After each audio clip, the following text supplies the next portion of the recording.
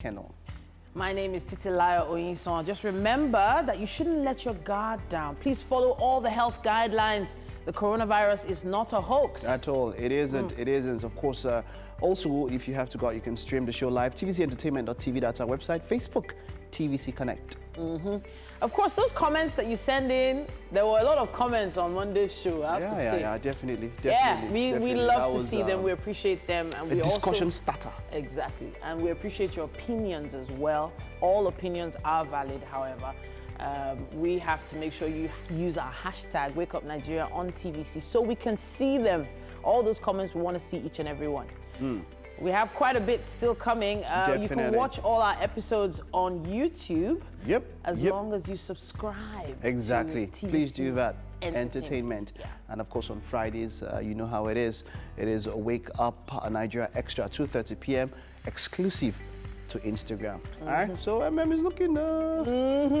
Memo.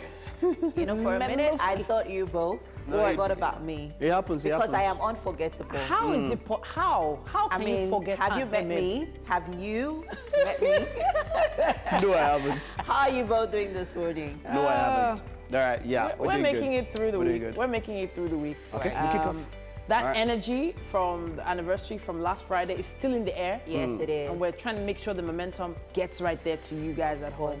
All right, so we hit off the show, Daily Vulnerables with Chude Jidon. Well, that's the first thing we'll kick off with. From the research on human flourishing that we call emotional survival at Joy Inc. And it's the idea that, you know, people think I'm okay, when they are merely surviving emotionally. All right, now this week, life hacks. I mean, we'll be showing us how to make a bracelet, another type. We've done this before, and yeah, it's something you can do DIY at home. How to make bracelets. And on 180 seconds, we're going to be taking a trip to Kruger National Park in South Africa.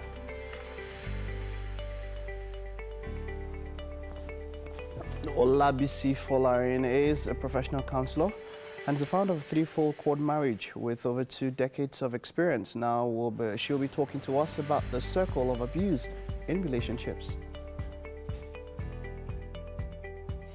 Tolani Fashion is a nutritional enthusiast. She's going to be joining us to talk about nutrition as a curative medicine for illness.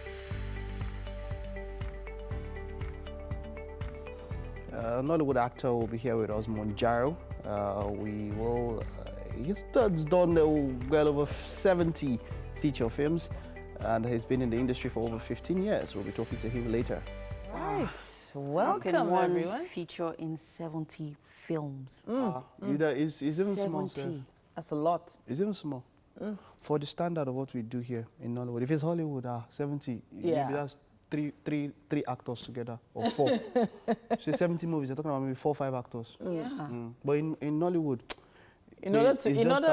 so it seems like in order to make ends meet, you have to just keep making more movies. Well, you know now. So the way we churn out movies, we're number 1 when it comes to churning out the movies, above Bollywood when it comes to home videos, Bollywood and Hollywood. Exactly. So we're number 1. So the movies are drop. I mean, somebody can be doing like 6 projects in a month. Yeah, but I thought Bollywood was number 1. No, when it comes to home videos, churning them out with when you talk about volume. All these 51 Iweka Road on it. Hey! 6 Pound Road, Abba. But when it comes to churning out movies, we're number 1. That's what the people watch. You know, that's what people have always watched and what they will likely continue to watch, especially those who can't really afford going to cinemas and things like that. So those movies, those home movies, is what they connect with. So one thing out here, one of those 51 Iweka Road on the movies was yesterday. I was, while I was, scrolling through my changing channels, and then I saw Salt. So I thought it was the Angelina Jolie Salt. No, no. There was really? a movie called Salt? Why not? Kilo day. You just add it with pepper. You don't need cook food finish. That's really interesting, though. I would never have seen that. You see, one other thing, I remember when we've spoken about it on business and different parts, and I said, one other way, when we talk about funding in Nollywood, one other way that we can do it by ourselves is collaboration. That's the way, when you look at the cast and credits of one particular movie. Yeah. Do you understand? I remember there's a big movie at one time, some few years back, and this movie, the director was coming out talking about how big this movie was. This is a Nigerian movie. And then he spoke about how they had to edit it, the editing process. Yeah. And said they had to travel to Borno Island where there was 24/7 lights. Wow. And after all the noise and all that, I just saw one editor sitting down, and this was the person that was working on a whole big movie. And this movie had a good budget because he spoke about how this was one of the first movies in Nigeria that we used an Arri Alexa. And so he sold the movie on the fact that an Arri Alexa was used to shoot Avengers, and it was the same camera that was used to shoot Avengers that he was using to shoot this particular movie. So there was the hype, okay, so this is Avengers quality camera, the Arri Alexa, the first edition of the Arri Alexa, that was when he just made the news. So he made that, and then I came down, and then when I was watching this documentary behind the scene, and I saw just one editor. And if you go look at these other movies and you see the editing team, the credit you think that for like 5 minutes. Do you understand? So I feel that one way we can help ourselves as Nollywood is to collaborate.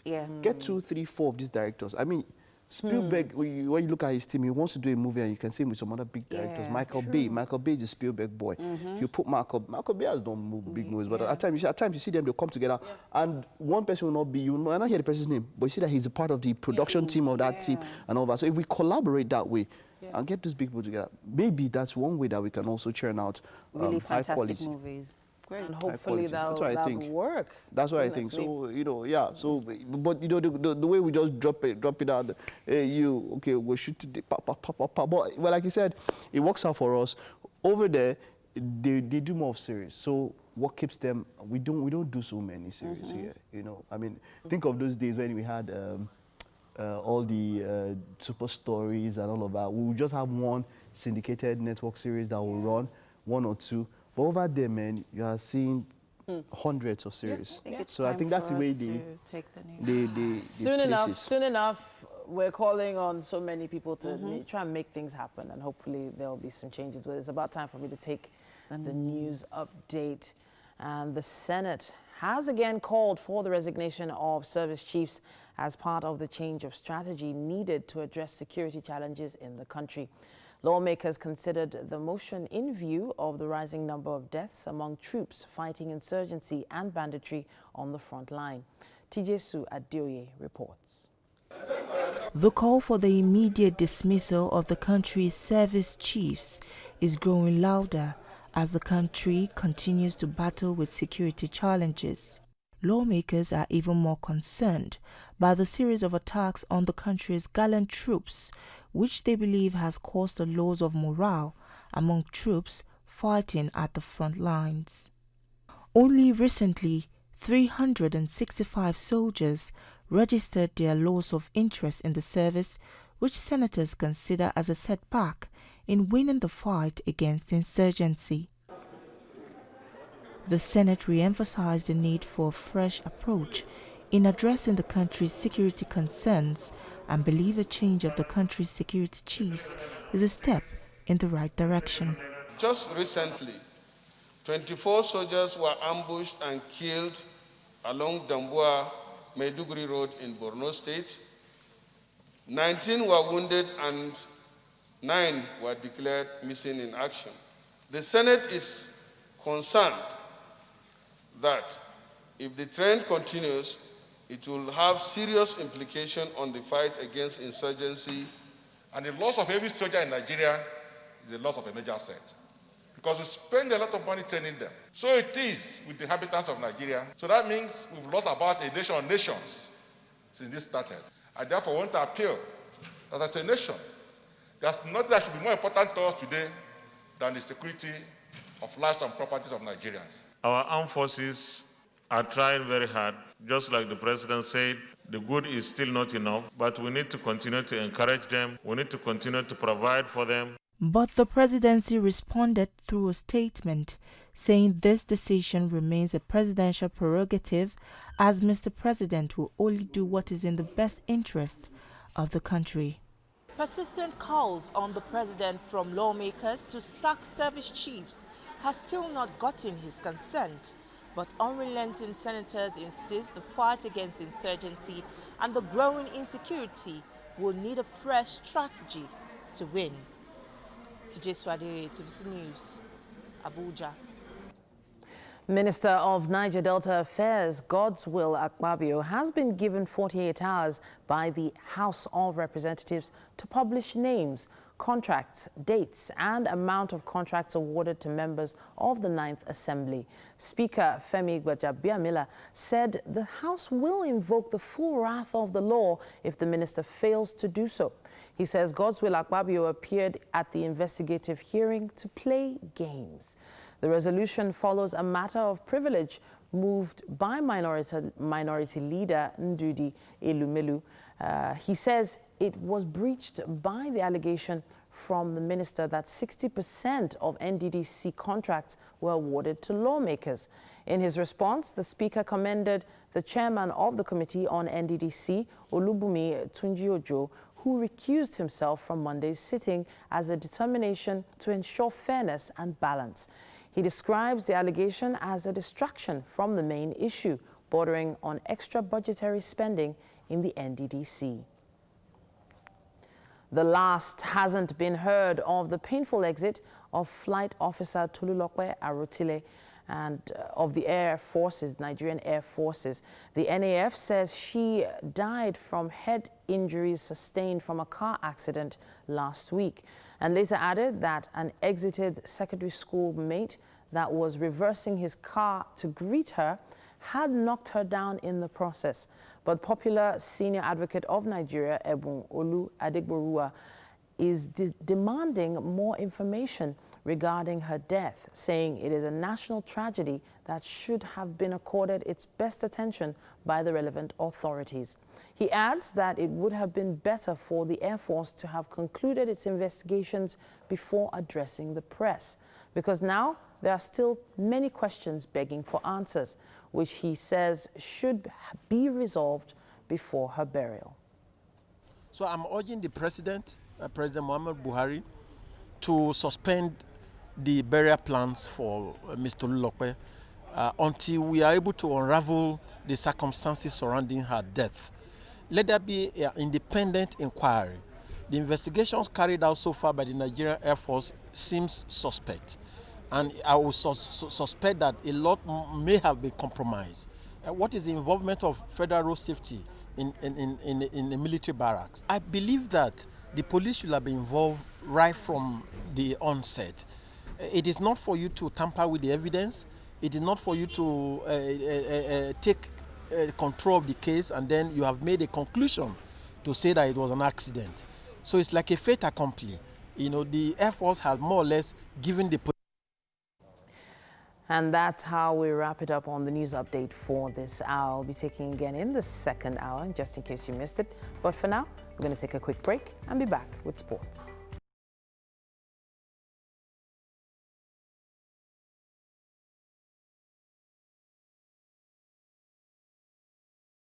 It's that time of the morning where we update you on the headlines on the papers.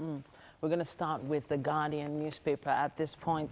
And it says here, loan recovery flops as anchor borrower's scheme gulps 240 billion naira. Maize Association says members yet to repay in 2019-2020 5.4 billion naira. Poultry Association not carried along in ABP. Man, catfish farmers lament challenges, technical exclusion. Story starts there on the cover and wraps up on page 6. Just below the masthead there, you can see 12 EFCC officials suspended indefinitely. I wonder why. NLC asked federal government to reverse hike on petrol price. Page 4 has more on that. Bandits kill village head, 9 others in Kaduna. International flights may resume in October. More on page 4. New twists in NDDC probe saga. Reps give Akpabio 48 hours to name corrupt lawmakers. Source insists legislators had contracts. And the groups call for national inquiry. Scrapping of NDDC. Wow. Now that last line. Okay, well, I wonder where this saga is going to end. We're wrapping it up on The Guardian there. What paper do you have? I have the Punch newspaper this morning, and recovered vehicles auctioned to presidential villa. ministries, says Mago. Says vehicles allocated to government agencies after presidential approval. Salami-led panel rejects letter by suspended EFCC chairman. And at the top here we have federal government plans 4.28 trillion naira loan for proposed 12.66 trillion naira 2021 budgets. Presidency disagrees as National Assembly asks service chiefs to resign. Onyema, SGF, PTF members, ministers undergo tests. Akpabio, given 48 hours to name lawmakers awarded NDDC contracts. And you can find more on page 8. And at the bottom of the paper, here we have National Assembly asks Buhari to stop Kiyamo from 774,000 jobs. Supervision.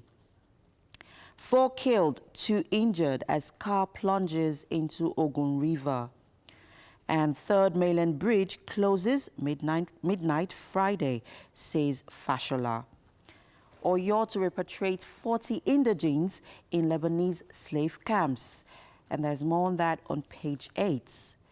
35-year-old man gets life imprisonment for defiling Ogun 2-year-old. Pretty sad story there. And Jonathan visits Villa, says relationship with Buhari cordial. And you can find that on page 7 of the Punch newspaper. Goodness me, Third Mainland Bridge. That's another topic for another day. We have the Nation newspaper here, and it says service chiefs, 774,000 jobs. Lawmakers take on Buhari. President rejects call to sack security top brass. And senators, reps. Keyamo shouldn't recruit. Right beside the photo story there, it says Akeredolu receives olive branch at Ajayi Jegede in race for PDP ticket. And tributes to as Funtua is buried. Lawan Gwajabiamila, governors of Obasanjo, Tinubu mourn. Federal government projects 12.7 trillion naira for 2021 expenditure. Oyo opens all schools, in quotes there, all. 10 killed, 16 abducted in Kaduna, Niger communities. Right at the top here, why Third Mainland Bridge must close. Repair of 3.5-kilometer bridge from Friday. CBN approves 50 billion naira revival pill for textile. Bank of Industry to give loans at 4.5%. And finally, Speaker to Akpabio, list rep contractors. Minister gets ultimatum. That seems to be on the cover of the papers this morning. The Nation there. Okay, and on the cover of the Daily Sun paper this morning, insecurity, presidency, Senate clash over service chiefs. Sack them now, senators demand. Only presidents can decide their fate, says presidential aide. And at the top of the paper here we have COVID-19. Anambra names 5 high-risk local government areas. Abia begins community testing, approves tax reliefs for residents. And there's more on that on page 27 of the paper. NSITF mismanaged 48 billion naira, awarded 4.448 billion naira contracts in one day, says Ngige. And at the bottom of the paper here, NDDC, Bajabia Mila, gives Akpabio 48 hours to expose contractor lawmakers. PDP desperate to sabotage for straight forensic audits, says APC. Lawmakers query delay on second Niger Bridge road projects. And you can find more of that story on page 6 of the paper. Also here we have 774,000 jobs. National Assembly Kiyamo return to trenches. Lawan Gbajabiamila failed to secure Buhari's support. And Ondo, tension as Ajayi, Jegede, Olafeso, others fight for PDP tickets. Akeredolu meets Kekemeke, and others. And finally here we have Kalu Minister Masari. Others mourn Funsua. And that's it on the headlines on the Daily Sun this morning. We have to rush for a break now and be back with quite a lot more on Wake Up Nigeria. Stay with us.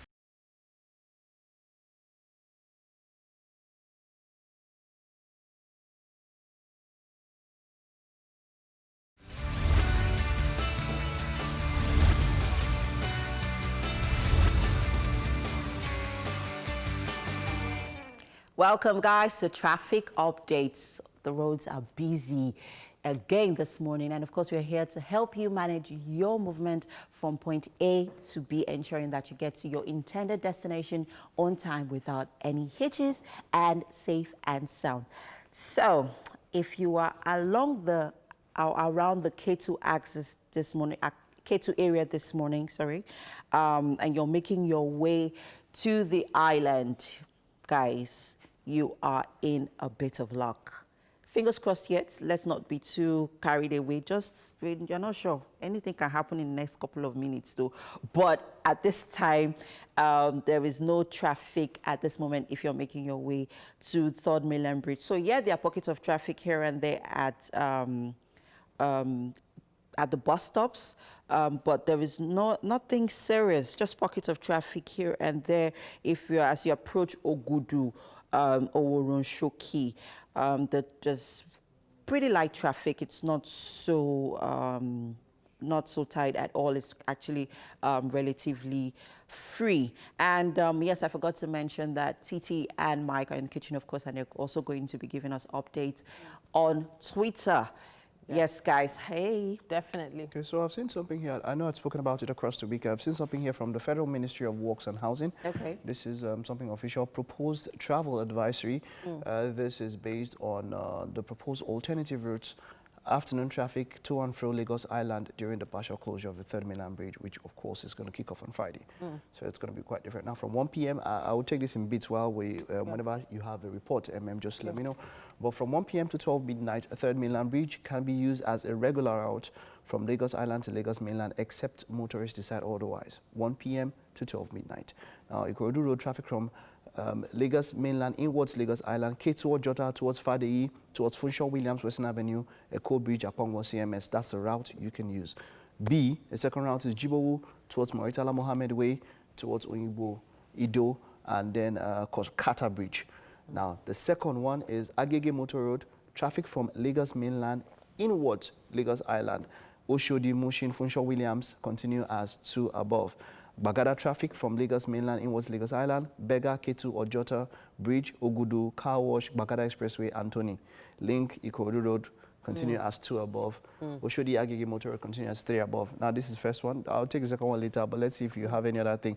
But the point is that it might seem like confusing for maybe the first few. Yeah, so I just wanted to take note that the bridge is open at what time to what time and from where to where? You said it was open, or you can plow that route at 1 p.m.? Yeah, so what will happen is that we'll check out Gidi traffic. It's quite expansive. It's a long document breakdown, but you see the exact times there. 12 p.m. to Ward Midnight, 3rd Mainland Bridge can be used as a regular route from Lagos Mainland to Lagos Island, except motorists decide otherwise, right? It's not going to be, it's not a full closure. So it's a partial closure, guys, and we hope that our traffic wardens would, help in directing on possible diversions, to get to the island. And of course, the waterways are still open as well, but please ensure that you have your life jackets on if you're taking the waterways to the island. Please, please, and please.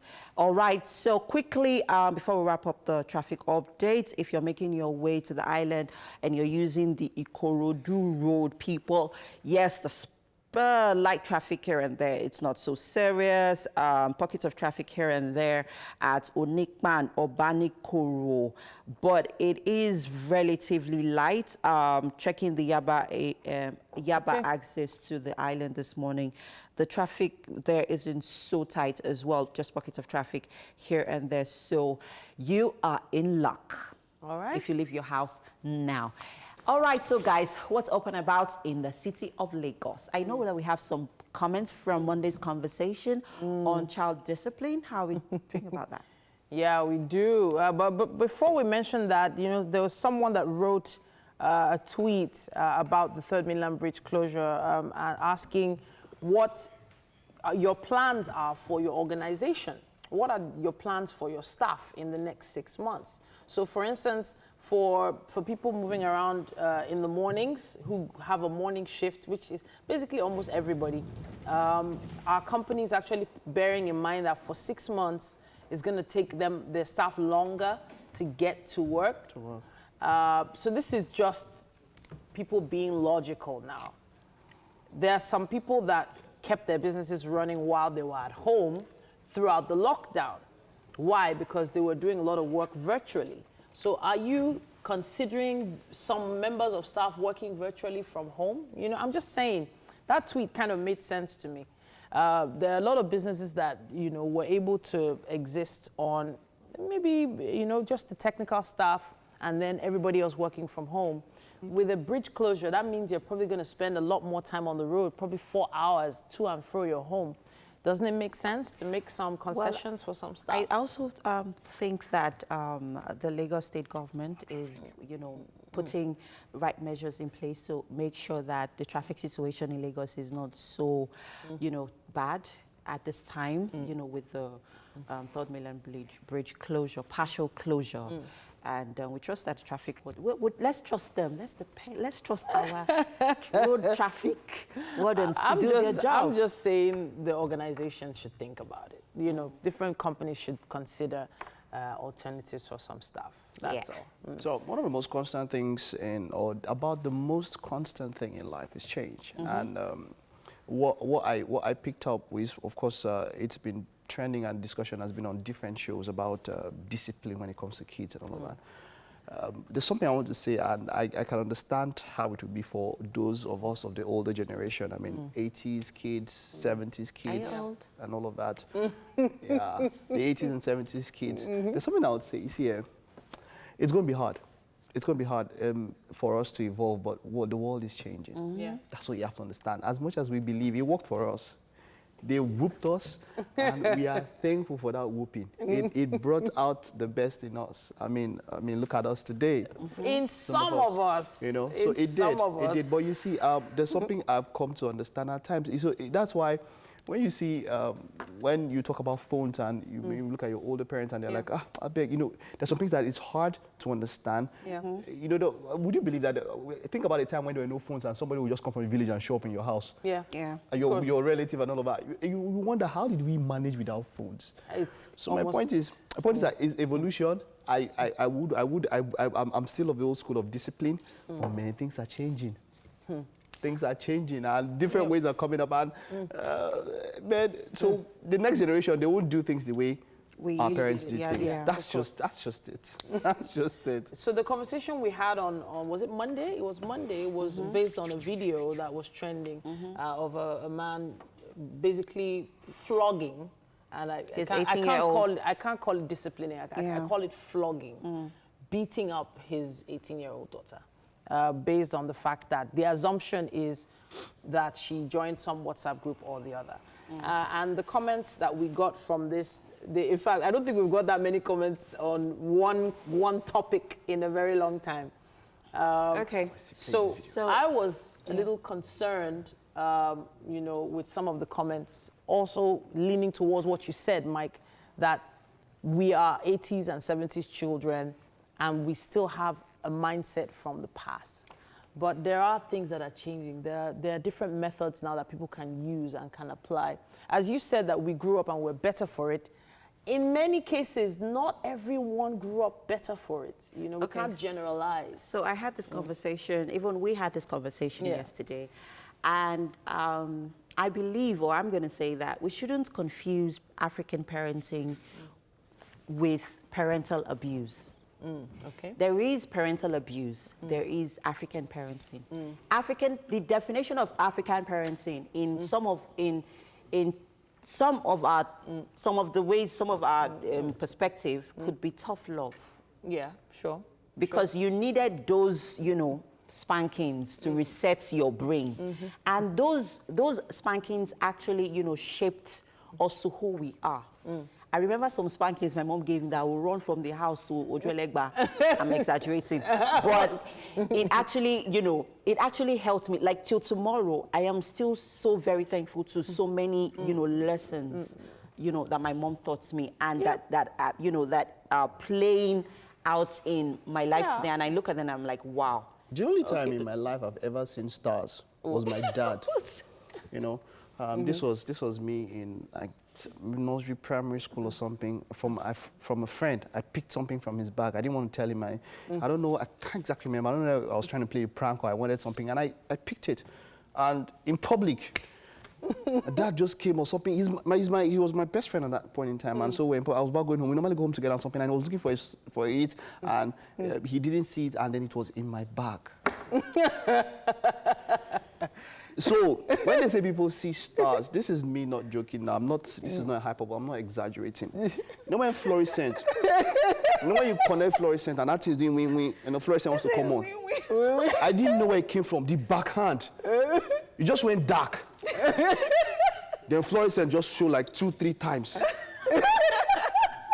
You know, they say when you hear that even off light, it's not a joke. Don't. So I just saw fluorescent like 2-3 times. Then fluorescent was just I said, what happened? And when I came to, remember that scene. If I want to touch somebody's scene, all I remember is fluorescent. Yeah, but guess what? It's. See, they gave me back to manufacturer setting. I came the way God sent me to my father. Okay, so I'm not trying to justify parental abuse here, but we need to know the clear difference. And then we also need to acknowledge that there is a place of the parents. We also need to consider their emotional state when a child, you know, does something wrong. Parents are also human beings. They have feelings. They have emotions. So when they may not express it in the right way, but we have to wrap it up. But the truth is, I don't believe parents have the right to express their frustrations on their children. And that is what that video made reference to, in my opinion. We'll take a break now. It was more about frustrations and not discipline. We'll take a break now. We'll be right back after this.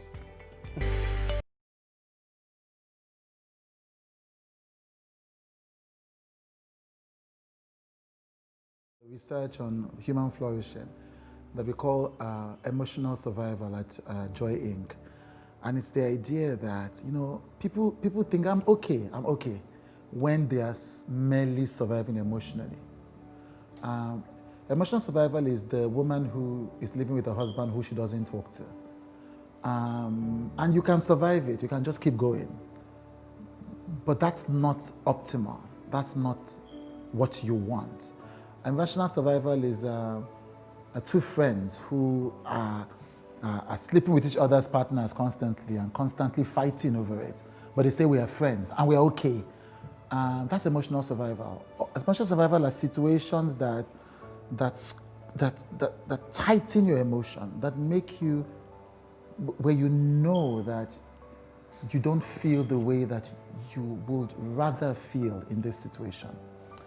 And it's not good enough to just merely survive each difficult moment. What we want to do is to thrive, is to be in a space where I am feeling optimally in this situation. And to go from survival to thriving, you have to engage what you're feeling. You have to discuss the issues with your partner. You have to discuss the issues with your friend. You have to engage, process, and transform the negative emotion or the negative energy field into a positive energy loop.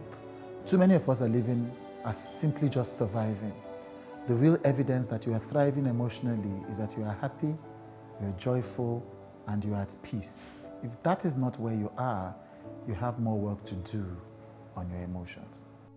Now, it's been a great feeling. So far, so good. And it's always a great feeling being right here for the second hour of your premium family breakfast show.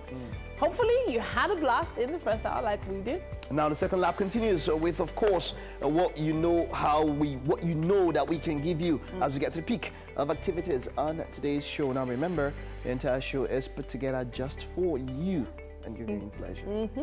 Yes, so not for me, not for Michael, not for Emem, We do it for you. And we always appreciate your contributions to the show, especially online. Don't forget, the coronavirus pandemic is still very real. As things continue to improve and people move around in different parts of the country, please remember to follow all health guidelines so we can fight against this deadly virus. My name is Titi Oyinsan. Mike, Mesikenor is my stream the show live at tvcentertainment.tv, Facebook, TVC Connect. We also have this super cool app that's available for you to download for both Android and iOS. So with this app, you can watch us from anywhere in the world. And also on YouTube, you can check out our episodes and also segment TVC Entertainment. That's the channel on YouTube. All right, so this Friday, just in case you didn't know, just in case you were not aware, we have something extra at 2:30 p.m. via Instagram Live. Wake Up Nigeria Extra just for you. Okay, so before we get into that, we have a chef in the kitchen. Yes, sir. Emem is there with the chef. Emem, you have any info for us on the... Okay, the chef is around. It's around. Yeah. Okay. Hey guys, they're Yes, here. yes. And Indomie Cafe let's guys, see eh? what they have in store for us. I know it's something different, something new, something fresh. Hey, something different. Why you're shiny? You've seen Indomie now. Why won't our eyes shine now? I don't understand. Like, Why Mike doesn't won't know our eyes that shine? I am a shameless foodie. I own it with my chest. Your eyes are your dress. I don't know which one is shining more. But hey, come on, I know Emem will be with us on Life Hacks later on. She'll be showing us how to make bracelets, another type of hand bracelets. You don't want to miss this one. Yeah.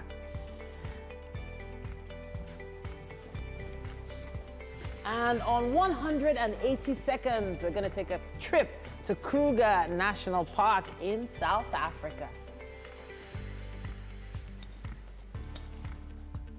Olabisi Folarin is a professional counselor, founder of 3-Fold Called Marriage Academy, and has over 2 decades of experience. She'll be talking to us about the circle of abuse in relationships. And on nutrition, Tolani Fashion, a nutritional enthusiast, will be joining us to talk about nutrition as a curative medicine to illness. Nollywood actor will be with us, Monjaro. He's a veteran in the industry. I'll be talking to him about what he's been up to. All right. You know, there are times where you're doing something to help a friend who thinks needs that help. Like you're rendering a sort of assistance to a friend, and the friend doesn't actually need it. Or maybe that person doesn't actually need it. You could be doing, okay, so for example, I feel that you could be going through a rough patch. Yeah. And I'm doing something, let's say I could be applying for a job interview or a job, application on your behalf. Okay. And then let's say eventually I get a call back that, okay, you've been, picked, to come for an interview, and I tell you about it, and you're like, Who sent you? who sent me? It happen. Life no balance. It happen. Okay, so I feel you on this, and it's happened a few times where you just feel like you're making some moves that might help people around you. Yeah. And then eventually they don't see it that way. They see it like you're trying to, in quote, control the situation. Yeah, but you're helping. You see, Not actually controlling. So you know what happens. You know what happens. I feel like whatever you do, you do it because of who you are.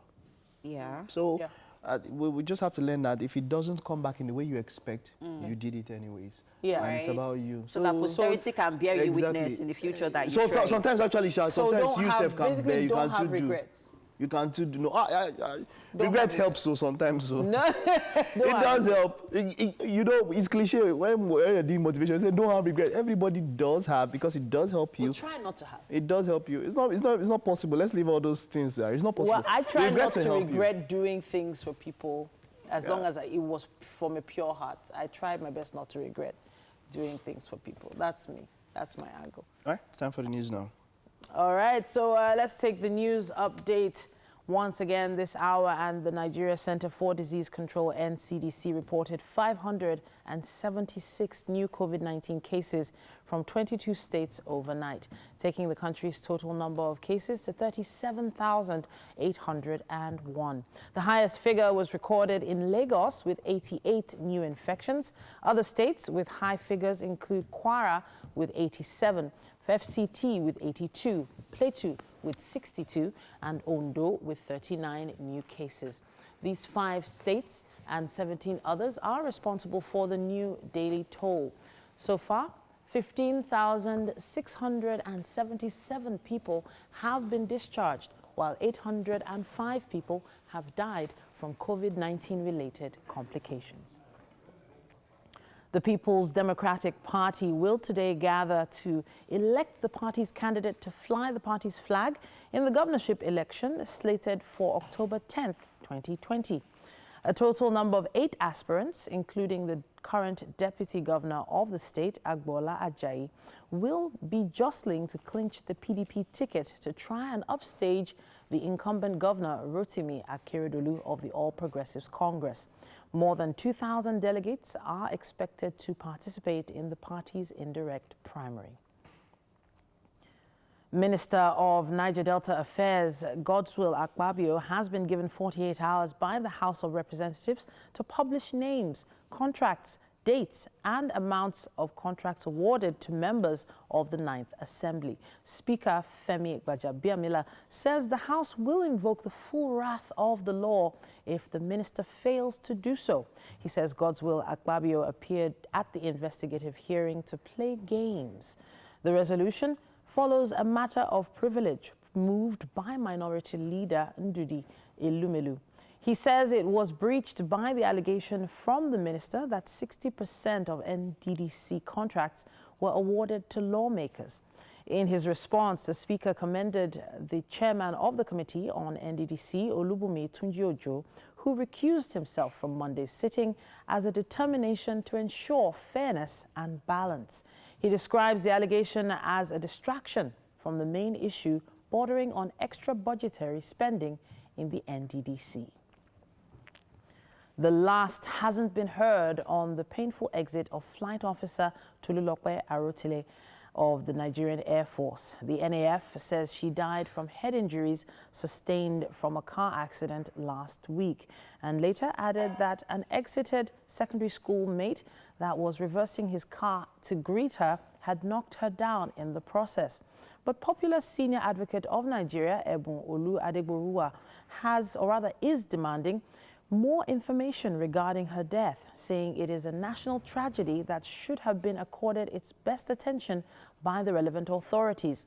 He adds that it would have been better for the Air Force to have concluded its investigations before addressing the press, because now there are still many questions begging for answers, which he says should be resolved before her burial. So I'm urging the President Muhammad Buhari, to suspend the burial plans for Mr. Tolulope until we are able to unravel the circumstances surrounding her death. Let there be an independent inquiry. The investigations carried out so far by the Nigerian Air Force seems suspect, and I will suspect that a lot may have been compromised. What is the involvement of Federal Road Safety in the military barracks? I believe that the police should have been involved right from the onset. It is not for you to tamper with the evidence. It is not for you to take control of the case and then you have made a conclusion to say that it was an accident. So it's like a fait accompli. You know, the Air Force has more or less given the police. Moving on now, 6,317 Nigerians have been evacuated from different countries around the world. Those were the words of the chairman of the Nigerians in Diaspora Commission, Honorable Abike Dabiri Erewa, speaking at a press conference ahead of the 2020 National Diaspora Day celebration. The chairman listed some of the achievements so far since the establishment of the commission. She disclosed that NIDCOM has intervened in so many evacuation processes of Nigerians abroad. 806 From the UK, we've brought in 3 batches, 831. We've had a stall in the UK evacuation because, as you know, Air Peace landing right was denied.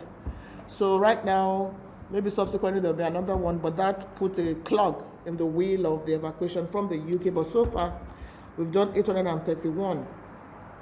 Saudi Arabia, 1 flight, 117. Cairo, 300. And that's how we wrap it up on the news update at this point.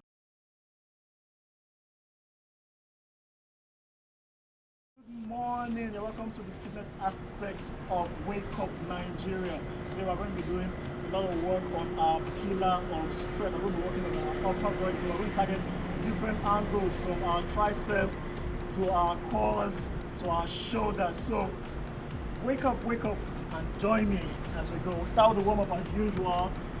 This way, put your palms out, drive it in all the way.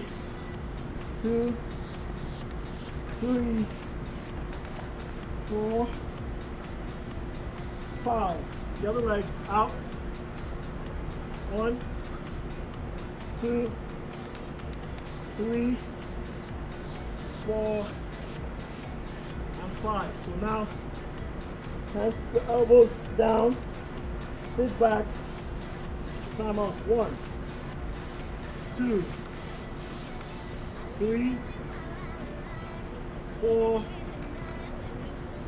and 5. And the last part of the warm-up, in, out, 1, 2, 3, reach as far as you can, 4, 5, take to the other side of the wall, in, reach, follow through, 2, 3, 4, and 5. So the first activity is going to start from here. Combination of 3 activities. Bear plank, downward dog, back to bear plank, in, 1, here, downward dog, in, 2, here, downward dog, in, 3, here, downward dog, in, 4, here, downward dog, in, and 5. So to recover, we're going to switch to the opposing side. Or we'll do in front, we'll do behind as well. Opposite reaction. Down, all the way. Slowly alternate. 1, 2, 3, 4, 5,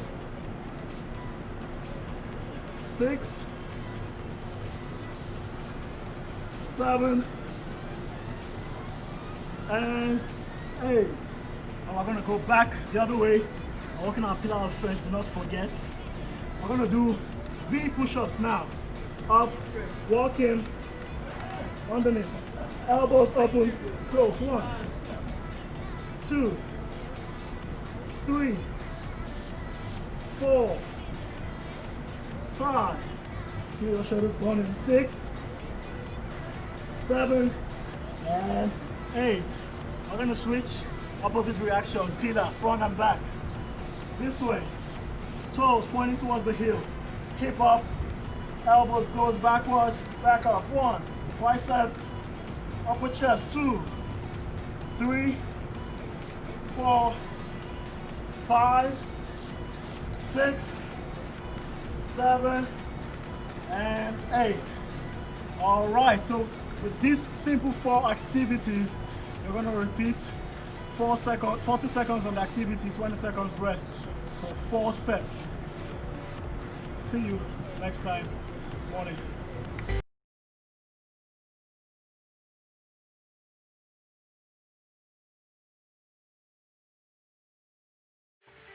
Thank you for staying with us. Now it's time for our kitchen segment, and you know how we do Wednesdays and Fridays, Indomie Cafe, and I've got Chef Mike and Chef Dami in the house. How you guys doing? We're doing fine. Yeah, Dami. So I love what I see here. You guys have come up with different recipes for Indomie, and you know, showing people different ways to do all of this. What are we doing today? Today we are having sausage Indomie. Indomie cook, and Indomie being prepared with sausage. Sausage, right? This is the first time we're doing this here. Yeah, in the show, yeah. Wonderful, wonderful. So, Dami, can you tell us about the ingredients that we're using for this? Okay, these onions, tomato, sweet corn, green pepper, and sausages. Also, you know, where we want to do it, we just put the basic sauce and everything inside. But these guys are bringing up different ways and all of that. And, of course, Indomie, right? Yeah. That's it there. You know, so people prepare this in different ways. What's your optimal way to prepare the noodles in itself? What's the optimal way? Do you sieve? Yeah, we do sieve. You sieve, just cook in the water, prepare your water. So this is sieve. I thought it's only pasta or sieve. No, we also do sieve. You sieve noodles? Yeah. Well, we just put everything like that and just get it done. Okay, so and then of course we have oil here. Oh, yeah. All right, so let's get started. Okay. We had already started boiling this, right? Yeah, how long should this go for? How long should that? Less than 3 minutes. Less than. Okay. So when they say 2 minute noodles that time, we just put everything and just cover it. Because you're adding both the seasoning, everything together. Yes, but we in Indomie Cafe, we do prepare on different way. Yeah. And that's what makes it special, right? Yes. Okay, so let's get started. Let's get started. So this went for like 2-3 minutes. So we're going to sieve it first, right? Yeah. We're going to sieve it first. Wonderful, wonderful. I love the array.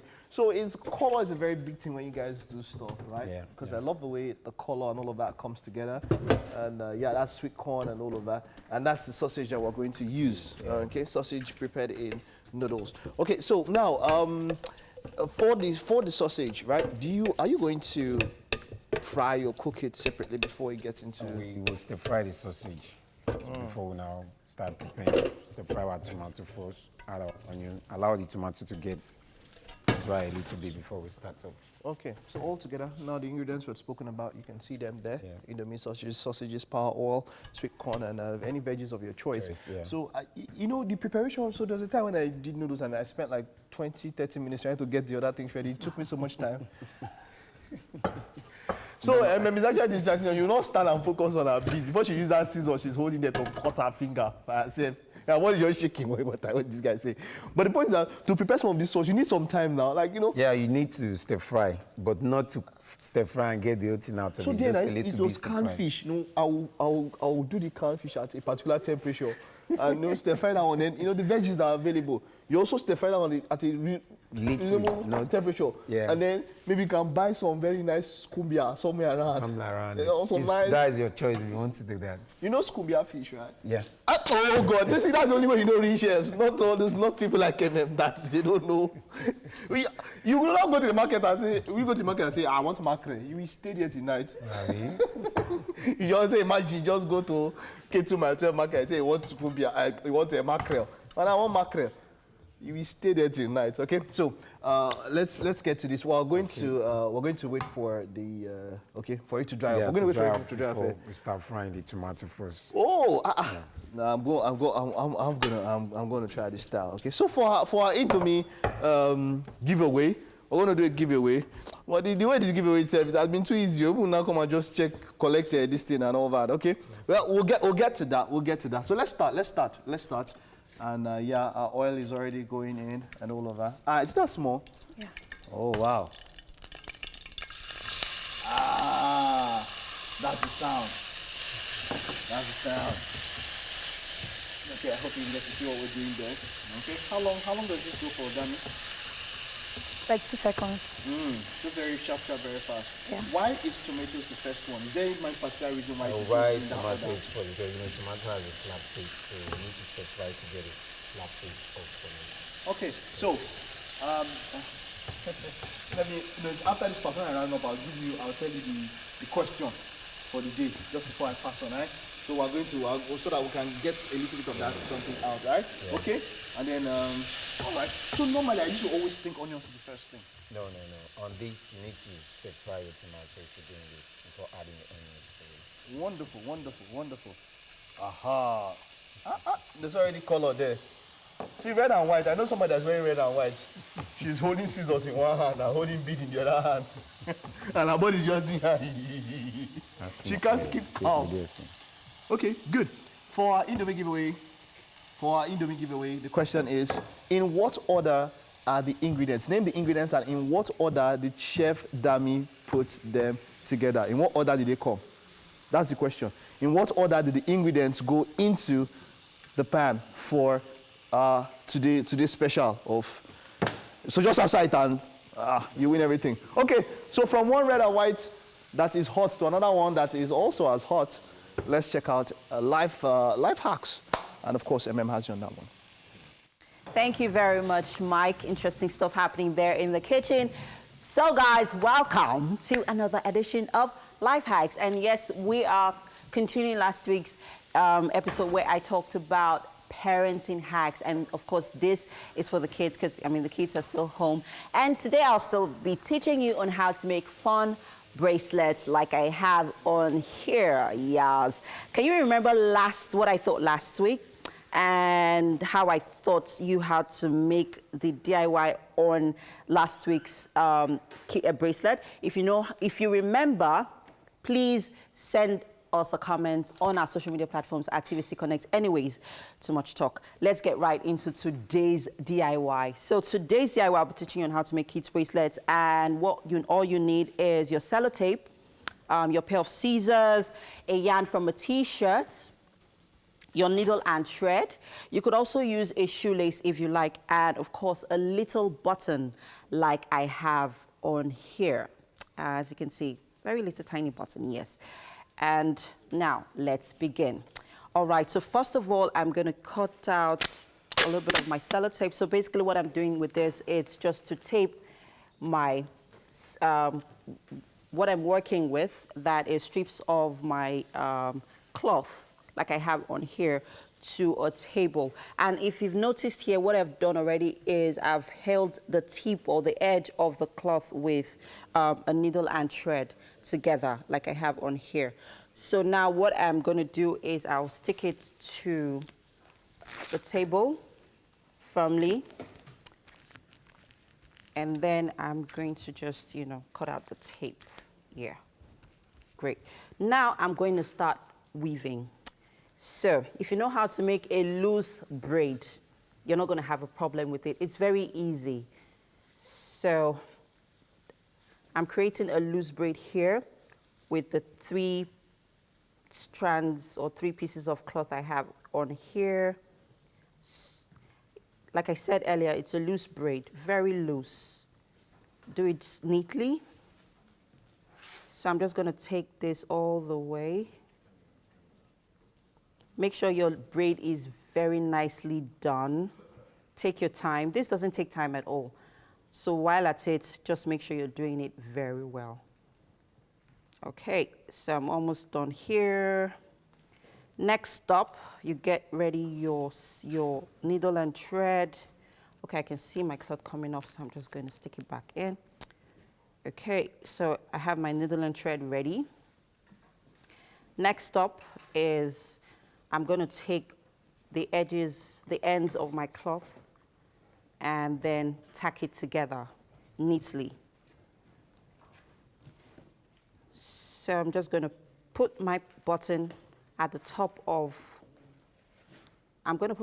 fix my button on the top of the cloth here, and fix my needle and thread in. So make sure that all the pieces of cloth that you're working with is nicely tacked together. And then I'm going to fix my button here and then pull out. So this is basically just, fixing a button in. It's no biggie at all. So please, kids, if you're doing this, make sure that you have your parents around or your guardians or someone, older to watch you do this so that you don't prick yourself with the needle or the scissors. So you do this neatly. I'm going to take this in again. Just make sure that your button at the top of your cloth is neatly and nicely done.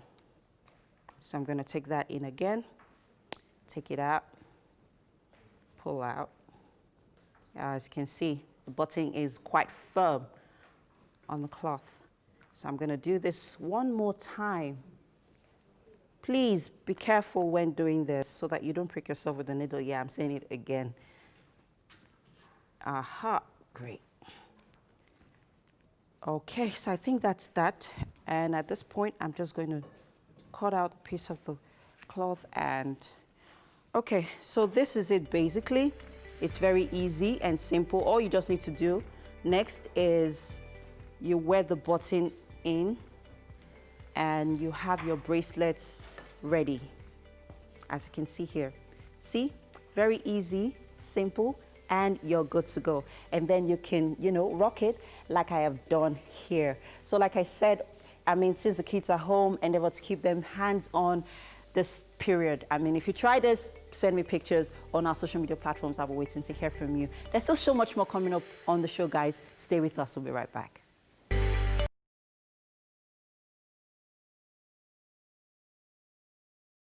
Now, while Mike and Dami have been very busy, I've also been busy.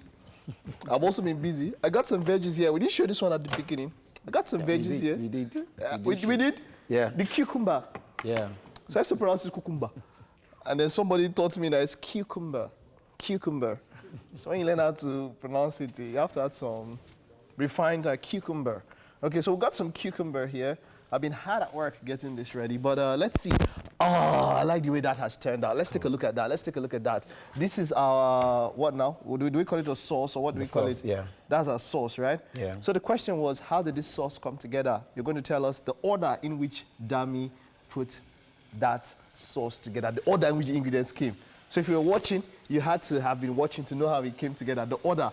Right? So there's a little bit of a guesswork at the end. That will leave the part for, you know, for someone to get it right. But then there's a particular two she started with. Then there's a little bit of guesswork. So let's know the order in which she put that sauce together. But let's, okay, no, I don't. If I tell you the ingredients, it'll be very easy for you to guess the order. We've already shown the ingredients, so you can get to see it there. How long did this sauce take to get ready?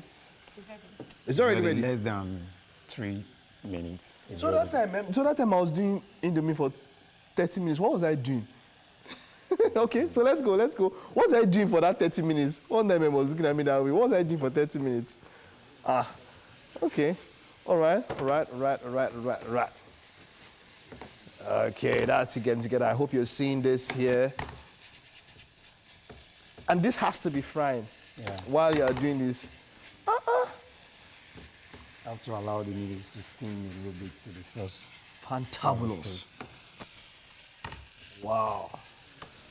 Oh, did we do anything to the sausages? Okay, it was part of the sauce, so it had time.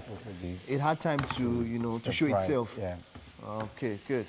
It had time to show itself. Wonderful. Great one there.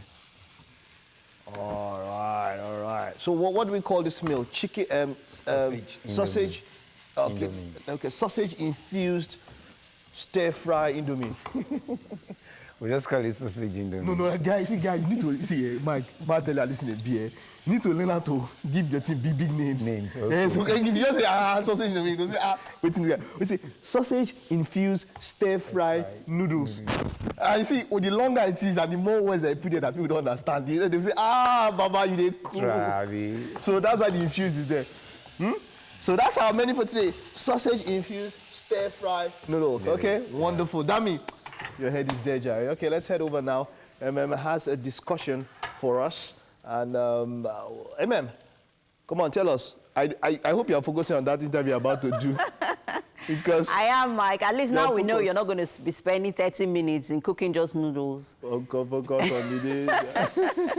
All right, thank you very much, Mike. All right, time for some relationship talk. Olabisi Folarin is a professional counselor with over 2 decades of experience. She's also a certified relationship and marriage counselor and the founder of the head of faculty at Threefold Cord Marriage Academy, a marriage institute. And today, she'll be continuing last week's discussion on the circle of abuse in relationship. Hello, Miss Olabisi. Hello, good morning, everyone. Good morning, Miss Olabisi. How are you doing today? I'm fine, thank you. And you? I'm very well, thank you very much.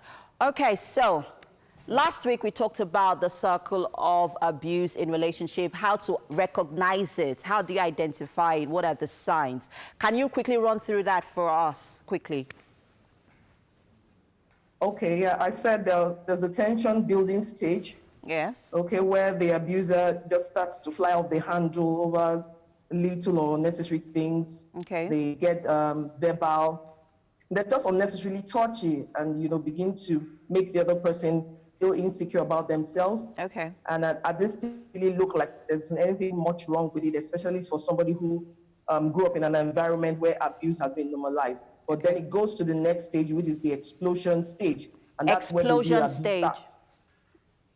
Yes. Okay. So from the tension building, it gets to the explosion stage where the abuser can't really contain their pretense anymore. Okay. So that's where the physical abuse starts. You know, they begin to forcefully have sex with their partners, either married or unmarried. You know, they begin to wield force. If the woman is not financially empowered and the man is the abuser, he withdraws funds from her. So at this stage, the woman is, you know, is scared. She's still trying to negotiate. Okay, I'm sorry, or could that be the problem? Until it degenerates to the last stage, which is the honeymoon phase. It's called the honeymoon phase. Now, Okay, that so phase, you because go ahead, because please. the abused person is trying to, you know, understand and negotiate. They begin to want to maybe threaten to leave, and then at that point, the abuser begins to try and behave. They try to put up a show of change. If the abused person says, no, we must go for counseling, they somewhat want to agree. Sometimes they go, sometimes they don't. They apologize, they get gifts, they try to make up. So at that point, it looks as if there is it's a reconciliation or honeymoon phase. It looks as if there is relative calm. So the abused person is confused. If it's a woman that is abused, she's kind of confused. So maybe this person has changed. Maybe I'm the bad person here. There's something I'm doing that's always triggering off. And people that abuse, especially for the men, they're usually narcissists in tendencies. They want to project who they are on you. They want to make you feel you are the reason I'm always getting violent. Okay. So but at that stage, everything seems calm. But there is relative calm at that stage. But the truth of the matter, if that person is not changed intrinsically, does not look for intervention, they will go right back. You guys will go right back to that cycle. Remember, it's a cycle. You go back to the tension building stage again, and you keep going round and round in circle until one of you or both of you seeks intervention. Okay, so how do you end this circle? How do you break away from this circle? Fine. The way to break away from this circle, it's a different approach for the married and for the singles. For the singles, you really don't even have to let it get to this third stage. Okay. By the time you're getting to the second stage, which is let's talk about the third stage. The honeymoon or reconciliation which is the honeymoon stage. and reconciliation stage. Great. Go ahead, please. Okay. Let's just talk about the married. But for the singles, like I said, from the outset, from the first stage, when you see those signals, you want to take a pause and really analyze the situation and ask yourself salient questions. Okay. If you're gullible enough to go to stage 2 for the single, please cry out for help. And I will mention some of the places you can cry out to for help. Start with those both of you defer to and respect. Maybe mentors, people that have an authority figures over your life. Okay. But for the married, at the third stage, you can go all out, especially if your life is in danger. I know for a fact that Lagos State has the DSVRT. Yes, the domestic sexual violence response team. Yes. So if you go to Alausa and just ask what department handles DSVRT, you will be directed there. And the Lagos State government is not joking with women being abused. Yes. So you will be, your case will be handled thoroughly. It's either they give a restraining order to that man, call him to order, or he could get arrested, even if it's your husband. Okay. Then there is Mirabel Center. Okay. There's Mirabel Center that handle cases like this. Just Google or type Mirabel Center on any of the social media handles, either Twitter, Instagram, Facebook. Okay, you will get details. Their office address are there. You can go there. Or you could talk to the police, even though most people don't like that option. There is also a unit that has been created for that recently by Lagos State government. So either way, there is help. You need to speak out. Okay, quickly, let's touch on, for the married couple, do you advise that they, break away completely from that marriage? Because this is a marriage situation we're talking about here. Okay, I think first things first. Once you cry for help, you need to state what your terms are. Okay. You need to negotiate the safety of your life. You could say, for one, because at that stage, the person is actually begging and showing remorse. But you've seen that cycle play out 1, 2, 3 times. So at this point, you want to say, you know what, the only time I'm coming back, I advise separation if your life is in danger. The first thing is to remove the abused person from that environment. Separation does not equal divorce. It just means you need space from that harmful environment so that you don't lose your life ultimately. Okay. So that's the first thing. If your life is being trendy, you're being beaten black and blue every day, you need to separate for a while. and then negotiate, you know, with your husband and say, you know what, if you want me to come back, we have to do something about it. Are you ready to go for counseling? Are you ready to go for therapy? You know, yes. So at that, therapy, thank you. So if you are not, if the guy is not, and he's not ready, it means you are agreeing to go back, you're ready to lose your life as well. Because sometimes, unfortunately, what breaks this cycle is death. That's why a lot of women are losing their lives, because they are seeing these things and they are sitting down there. For God's sake, separation is not the same thing as divorce, even under the law.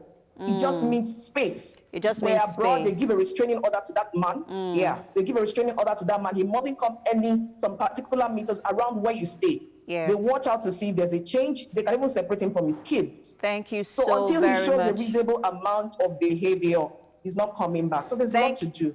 Thank you so very much, Miss Olabisi, for this. I mean, this has been very enlightening, and I know that people watching have been able to, you know, learn one or two things. Remember, guys, like she said, if you are in an abusive relationship, seek help.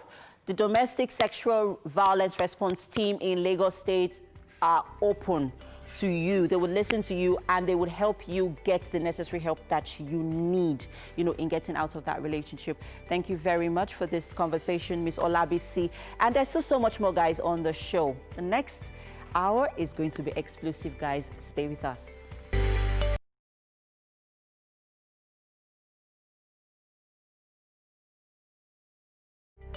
Thank you for staying with us from the beginning up until now. If you're just joining, well, you're getting to the best part, the denouement of the show. We definitely still have a couple of interesting stuff for you. So, hey, come on, just chill, sit back, relax. We got you. The next 45 minutes is all about you. And as usual, we have everything in check. Great food, amazing personalities, and so much more. My name is Titi Oyinsan. Mike, Mesikenor is my remember. You have an option, stream live, TVC, entertainment.tv, Facebook, TVC, Connect. Also, join us on our social media pages. Send in your comments. Would love to hear from you. Make sure you use our hashtag WakeUpNigeria on TVC. And of course, YouTube, somewhere you can also go get our episodes and our segments at TVC Entertainment. That's the channel. IG Live. This is just exclusive to Instagram, Friday, 2:30 p.m. You always can hook up with us. We'll have fun, you know, just play around, have fun. We still have nutrition coming up. Tolani Fashion, a nutritional enthusiast, is about to talk to us about nutrition as a curative medicine to illness. You don't want to miss that.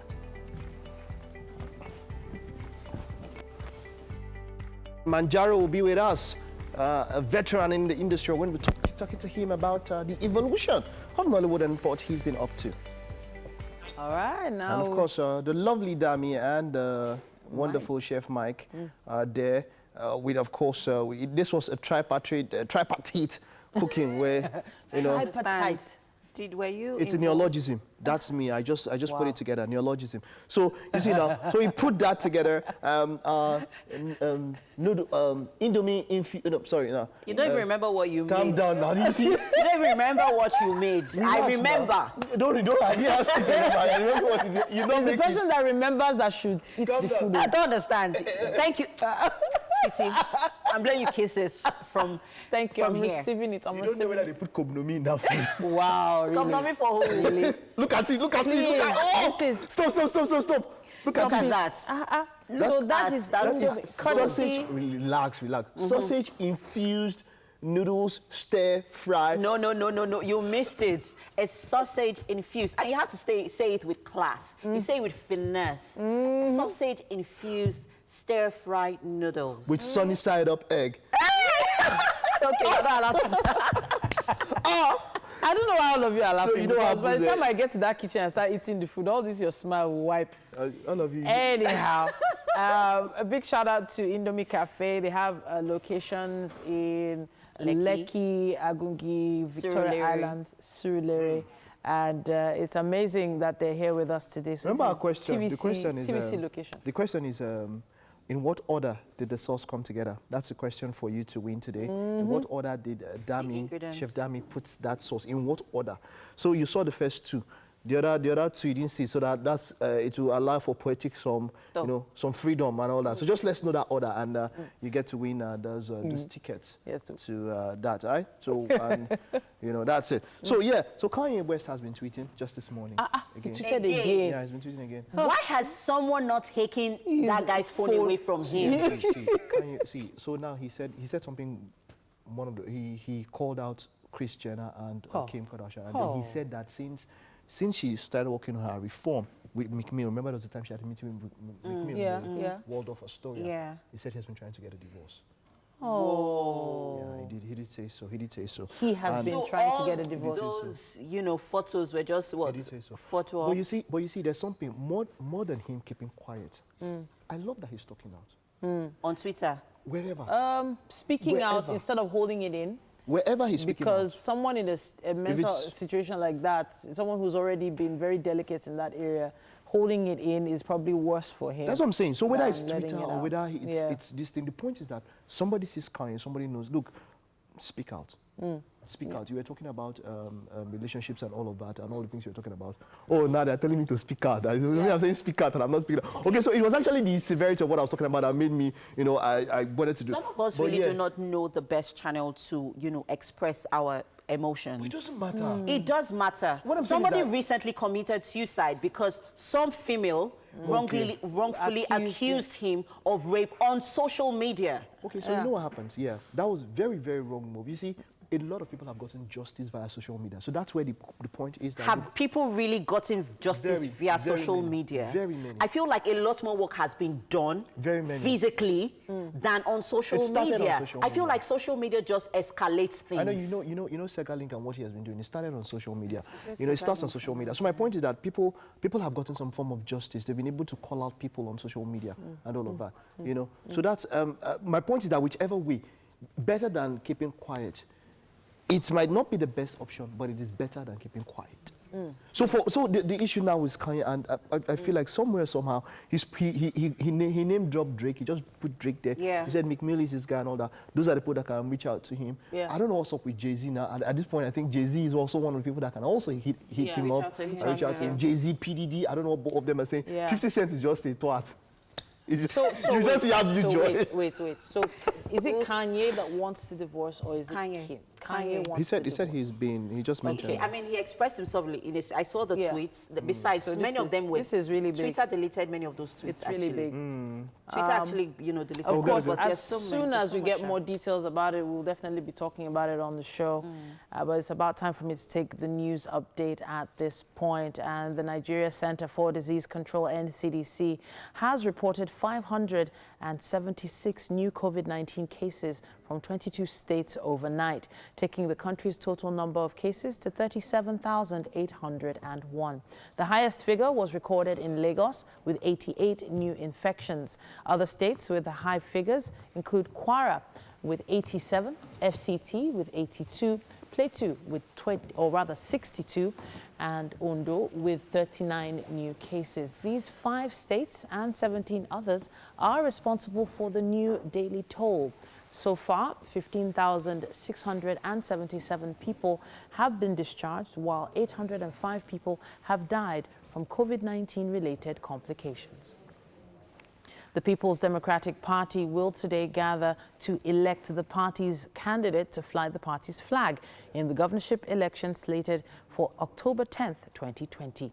The total of 8 aspirants, including the current deputy governor of the state, Agbola Ajayi, will be jostling to clinch the PDP ticket to try and upstage the incumbent governor, Rotimi Akeredolu, of the All Progressives Congress. More than 2,000 delegates are expected to participate in the party's indirect primary. Minister of Niger Delta Affairs, Godswill Akpabio, has been given 48 hours by the House of Reps to publish names, contracts, dates and amounts of contracts awarded to members of the 9th Assembly. Speaker Femi Agbajabiamila says the House will invoke the full wrath of the law if the minister fails to do so.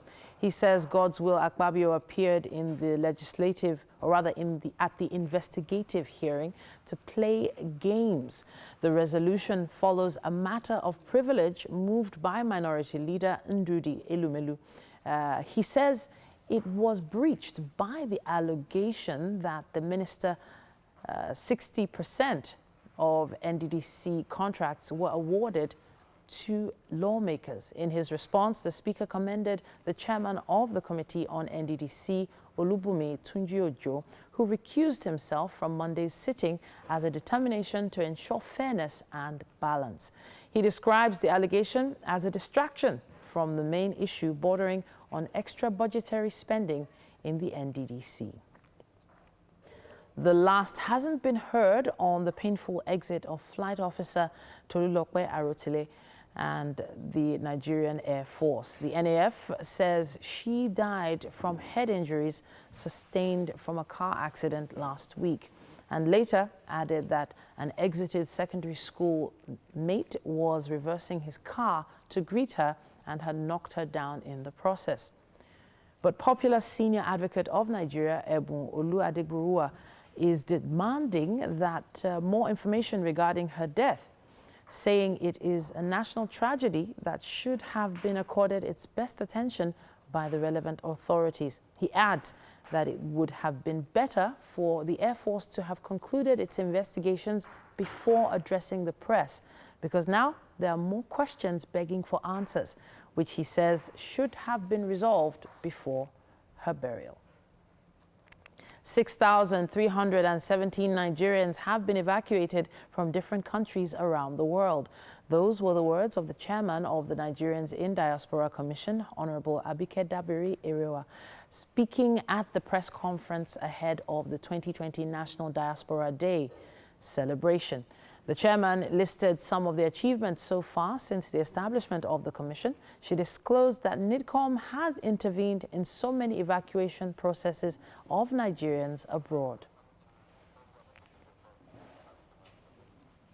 And that's it on the news update for this hour.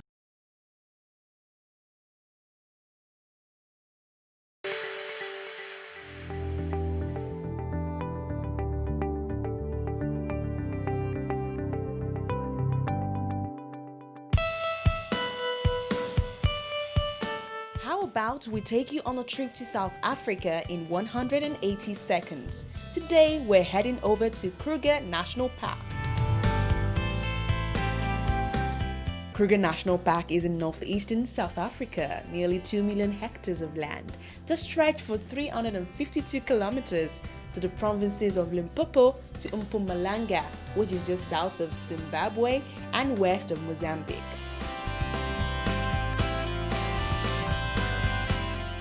The park is basically a synonym for the word safari. Mountains, bush plains, and tropical forests are all part of the landscape.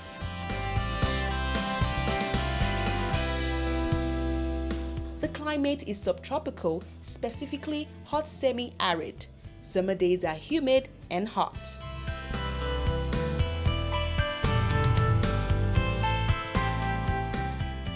It is a self-drive destination with guided tour operators and an outstanding infrastructure that includes picnic sites, rest camps, water holes, and hides.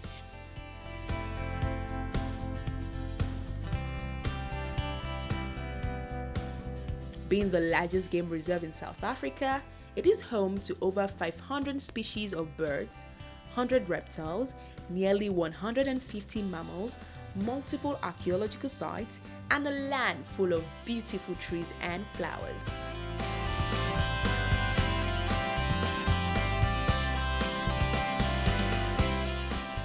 Kruger Park contains 12 main rest camps, as well as several smaller camps scattered throughout the park. Delicacies that are available to enjoy include milk tart, quick sisters, chakalaka and pap, bobo tea, and so many more. No doubt your worms will want to take you there.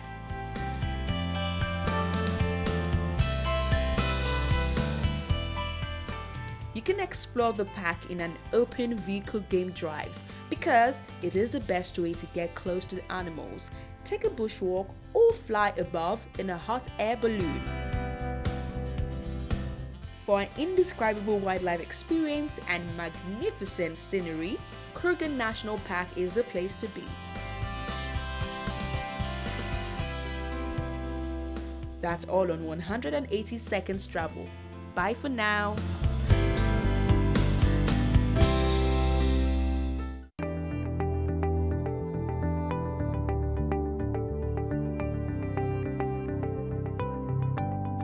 Yeah, can't wait to begin to travel again. When are we going to be able to go to all these beautiful locations? Kruger Park there in South Africa, really great place to visit. Now we're moving on to nutrition. Nutrition is that science that interprets the nutrients and how they fuel our body, help fuel our body. Now we're joined by nutritionist Tolani Fasho, a nutritional enthusiast with many years of experience. Now she's going to be talking to us about nutrition as a curative medicine to illness.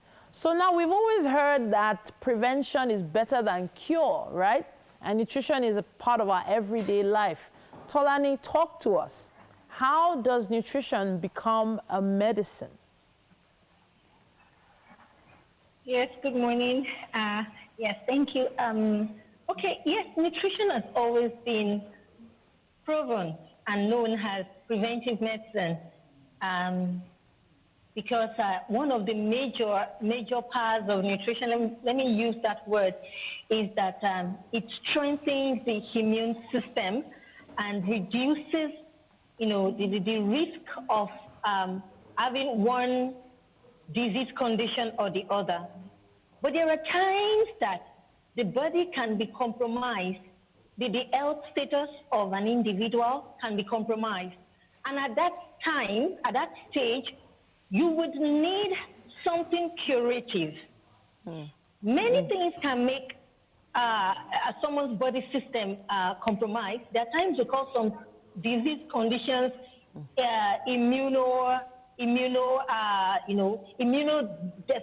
how do I put it now? In a sense when the body actually fights against itself. Now we can't say this person doesn't do well on good diet or good lifestyle, but something may just go wrong, and then at that stage you need medicine. And then there are some other persons that they don't live healthy. They don't give regard to preventive medicine, and of course, they need a cure. And so at this point, over time, now let me start with over time, some people have been able to go into research, thorough research, and they realize that it is possible for you to use nutrition not just as a preventive measure, but for curative purposes.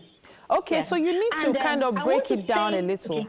Tolani, you need to kind of break it down a little. Yes, for instance, let's pinpoint some very common ailments and some foods or some nutritional options that help or have been known to help cure these ailments.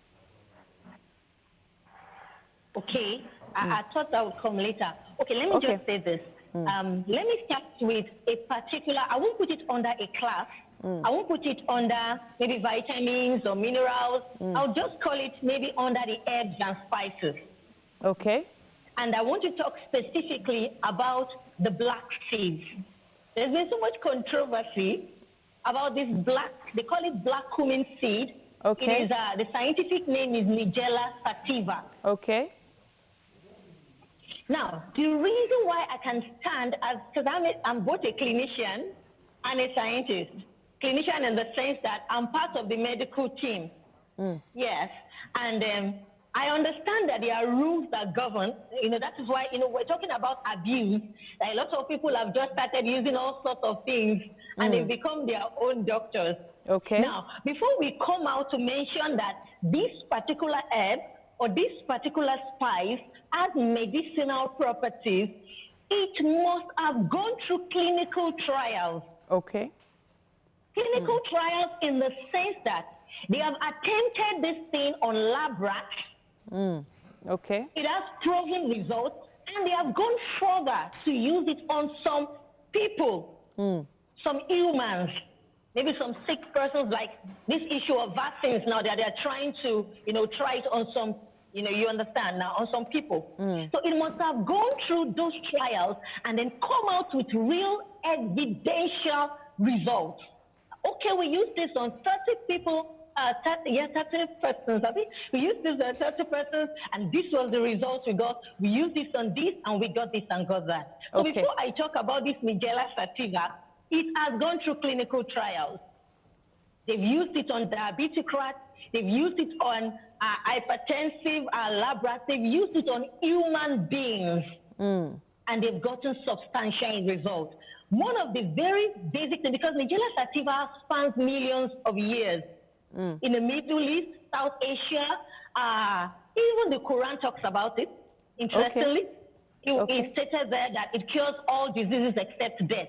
And interestingly, the Bible talks about it, calls it black cumin seeds. So it seems like one scientist, Al-Dadak et al., I think him and his team, he named this black cumin as the #1 immunity-boosting herb and seed above any other food, any other medicine, and any other drug. So I have to say, any other herb. I have to say that there have been, quite a lot of talks on this particular herb you're talking about. But what about other things like fruits and vegetables? Because I've heard about people that have things like such as arthritis, things like joint pain, chest pains, heart conditions. Is there any nutritional advice you can give people who want to find foods that can help cure those things? Okay. You wouldn't want me to talk much about the black seeds, is it? No, well, because you mentioned that particular one, but we're talking nutrition generally, and of course, what we have access to these days, mostly fruits, vegetables, that we easily have access to, things that we can get in the market, in the local markets. Can they also be used to cure some of the more common ailments that some people are going through right now? Yes, they can be used. They can be used to cure some of the common ailments. And black seeds is also accessible.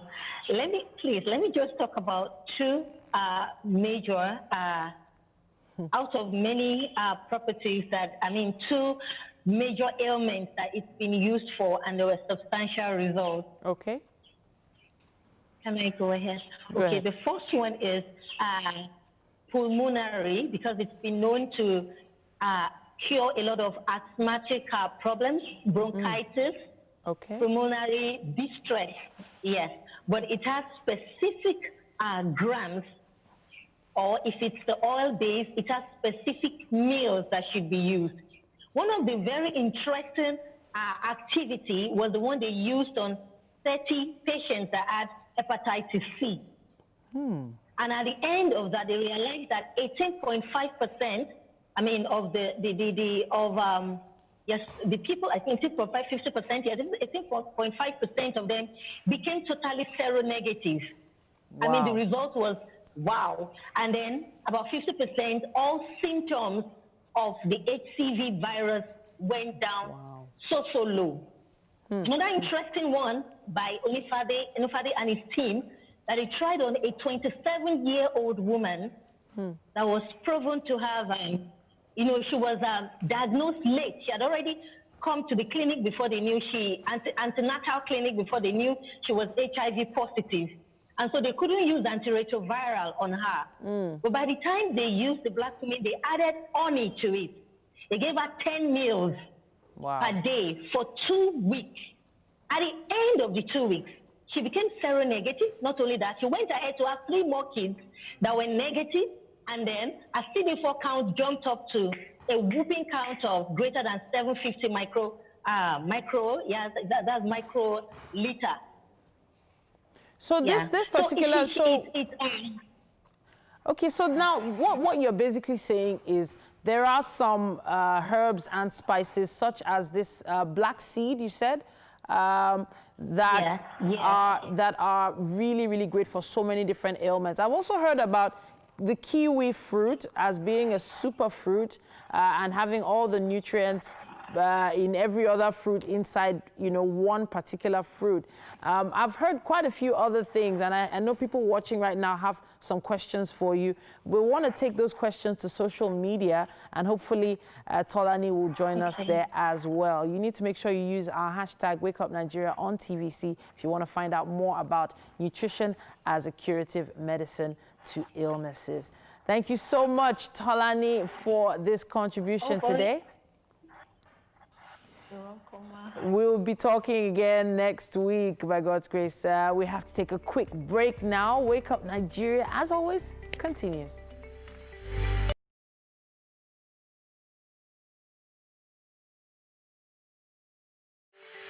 Thank you for staying with us. We have Anthony Monjaro, who is an actor starred in over 70 feature films, both locally and internationally. He's trained as an actor at the Goldsmith College in London, lived and worked in the UK until 2012 when he moved back to Nigeria. His acting career spanned over 15 years. He's been in TV projects such as Tinsel, Giddy Up, Lucky Wives, et al. Hello, Monjaro. Good morning. Hello, good morning. Yeah, you seem very chill this morning. Like, how are you doing? Well, I got in from Port Harcourt yesterday, and it was a long day, so I kind of slept it off. So woke up very early this morning. But what has been your experience post lockdown, lockdown and post lockdown? How's your experience been? Well, it's given me a moment to actually, reflect and, chill and actually bond with the family again. It's been always work. And every time I'm on set or I'm doing one thing or the other, for a change, I actually was just not doing anything. Just, being with my, spending time on Skype, on the phone as well to my family, both home and abroad, and it's been good. I mean, it's been sad, the news around the world about what's going on and what the pandemic is doing to people, but at the end of the day, I think it's given a lot of people a chance to really reset, kind of thing, and actually, hold on more now to what's dear to them than just work.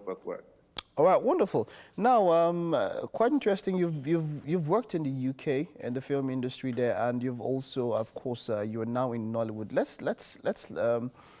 Let's juxtapose. I'm now in Nollywood. Yeah, let's juxtapose. Let's look at both industries. Even though we don't hear so much as popular as the BAFTAs are. We hear about the BAFTAs. The UK film industry is kind of I don't know. Maybe they don't make so much noise about them. But we don't hear so much about the UK film industry. Let's look at the cross culture for you. How is it working in the British film industry and working in Nigeria? What can each learn from each other? Okay, you see, if there's anything to learn from Hollywood, by the way. From Hollywood, no. But you see, at the end of the day, being an actor is My simple definition of being an actor is actually emotions. How you actually relate to people in your environment.